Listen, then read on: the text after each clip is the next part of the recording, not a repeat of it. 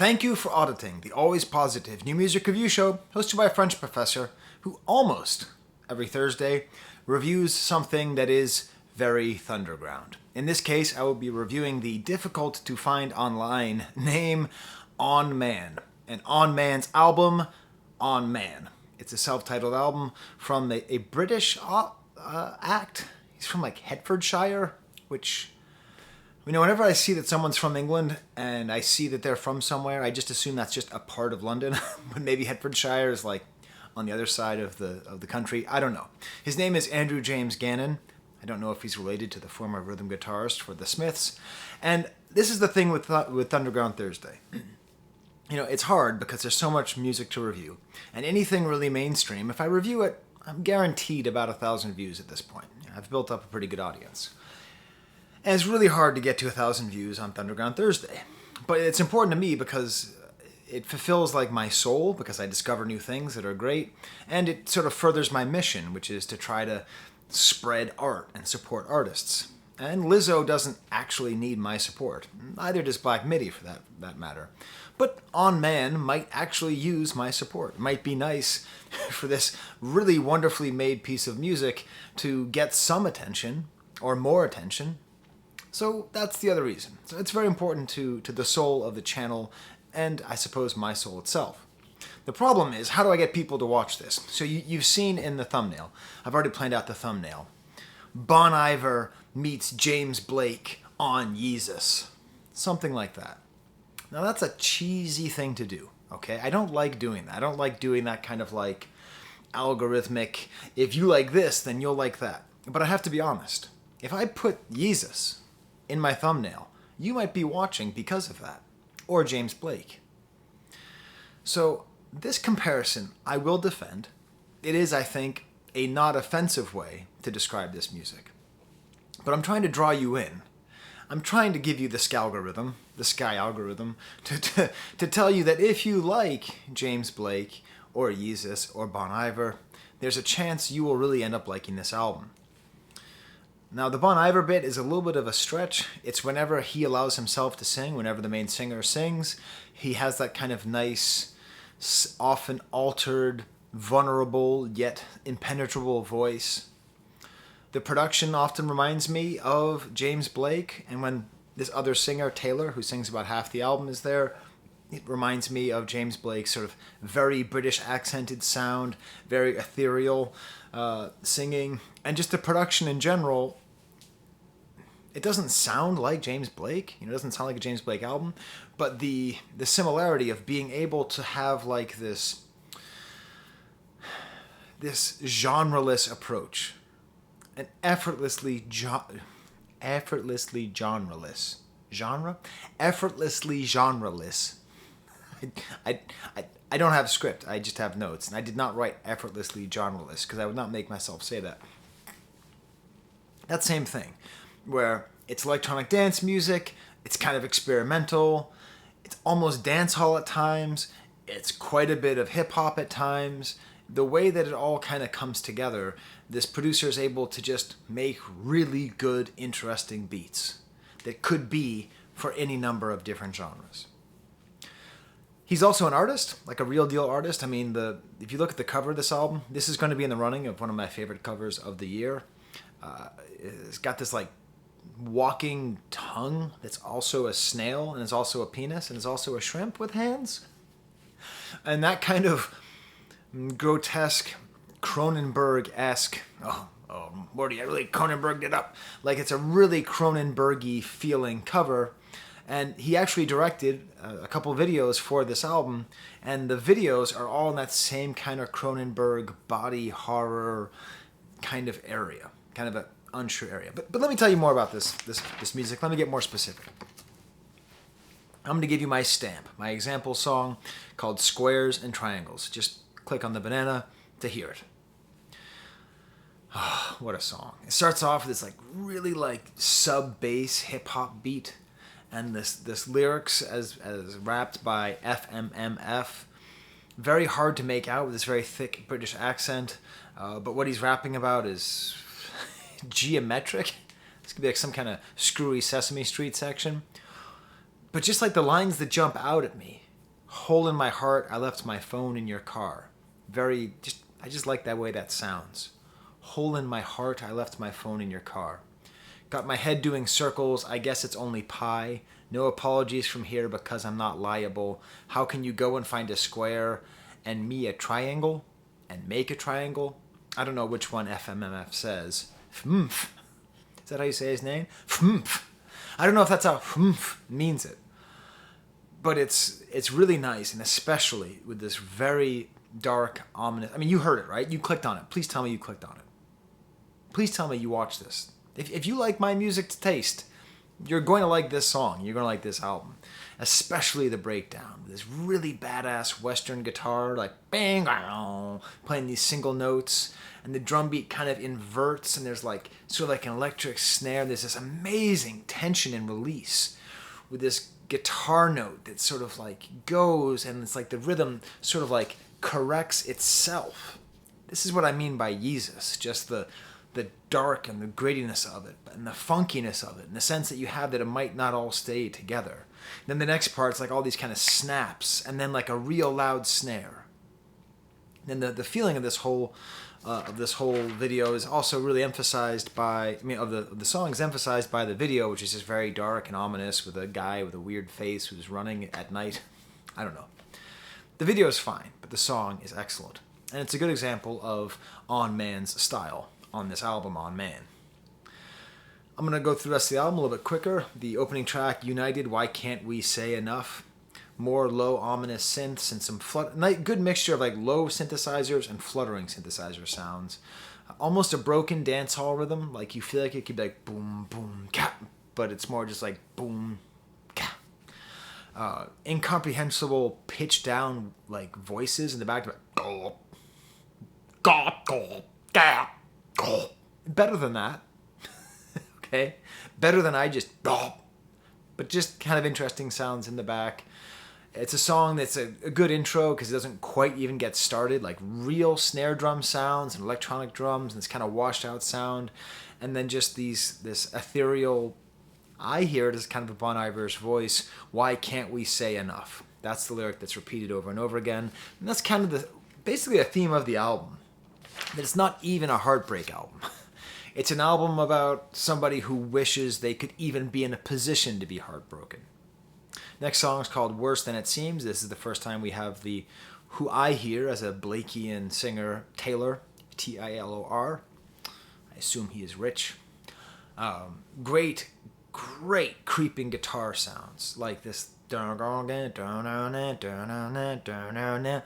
then my favorite sound on the album, one of my favorite sounds I've heard all year, is this really compressed, awesome sounding echoing synthesizers. This is my second favorite track on the album, and it's one of my favorite sounds I've heard all year. Just please tell me in the comments that you did it. Please tell me you went and listened to the song Worse Than It Seems, okay? You'll make me happy. I will guarantee you. You tell me you went and listened to the crazy, like, super compressed sounds on the synthesizer on Worse Than It Seems. I'll give you one of those heart things, where you can see that I read your comment. I'll do that. It's just so great.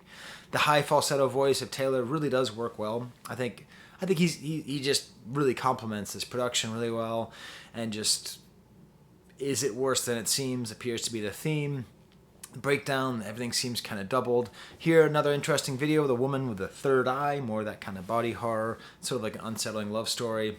Then the stamp, squares, and triangles, which I've already discussed. And then we get to the song Survive This, with this very high-pitched voice, where this is, I believe, On Man singing himself. Some great heart-wrenching lyrics. How can I tell the truth from lies when they all sound the same?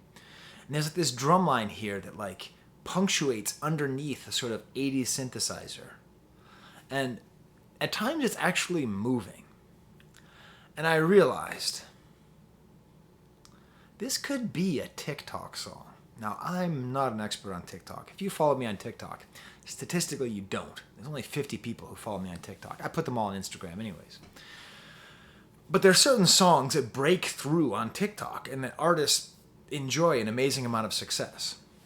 This has that kind of aching feel with these lyrics, like, how can I tell the truth from lies when they all sound the same, and like very emotionally moving with like just a little light melody over it. So I'm gonna try something new. It's called the Thunderground Thursday Thik, Thok, Thallenge, where I'm gonna try to make a TikTok based on the song "Survive This" by On Man, and I'm gonna challenge you to do a better TikTok, a better Thunderground Thursday Thik Thok. Make sure that you at me, Professor_Sky, and I don't know. Next week I'll announce the winner of who made the best Thik Thok, because if we could like start highlighting music like intentionally, like don't like maybe we don't just let a bunch of like teenagers from Nebraska with bad taste in music decide what becomes big. Why don't we like start like finding really good songs that hit the same notes? I mean, I don't understand TikTok. Every time I open it up, there's something I don't want to see. I don't know how to get it to stop showing me stuff I don't want to see. But it was like Take My Breath Away, the song from the Top Gun soundtrack. And like that hits an emotional register, but this song, Survive This, hits the same thing. So please, use Survive This by On Man. The best TikTok that does it I'll give you a shout out. I'll shout out your socials on any video. You know, I'll even do it on a weekend video, you know? Okay.